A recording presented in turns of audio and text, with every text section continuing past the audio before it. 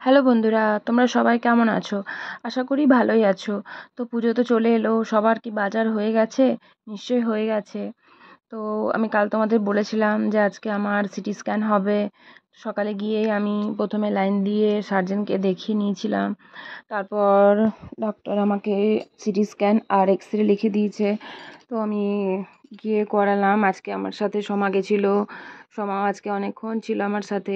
বন্ধুরা না থাকলে সত্যি আমার কিন্তু খুব ভয় করছিল যখন আমাকে সিটি স্ক্যানের ওইখানে নিয়ে গেল। সোমা না থাকলে হয়তো আমার খুব ভয় করতো, কেননা আমার সাথে কেউ ছিল না। তো যাই হোক, আজকে শরীরটা আমার অনেকটাই ভালো ছিল, তাই আমি অতক্ষণ লাইন দিয়ে ডাক্তার দেখাতে পারলাম। কাল তো আমার বন্ধু চুমকি দাঁড়িয়ে ছিল, কিন্তু আজকে আমি নিজেই লাইন দিয়ে ডাক্তার দেখিয়েছি। আর সত্যি কথা বলতে যখন স্ক্যান হচ্ছিল আমার মনে হচ্ছিল যে হয়তো আমাকে চুল্লিতে নিয়ে যাচ্ছে, এরকম ফিল হচ্ছিল। তারপর সব কিছু হয়ে যাওয়ার পর আমরা একটু চা খেলাম আর একটু ঝালমুড়ি খেলাম। যেহেতু ভয় করছিল তাই কিছু খেতে পারিনি সকাল থেকে।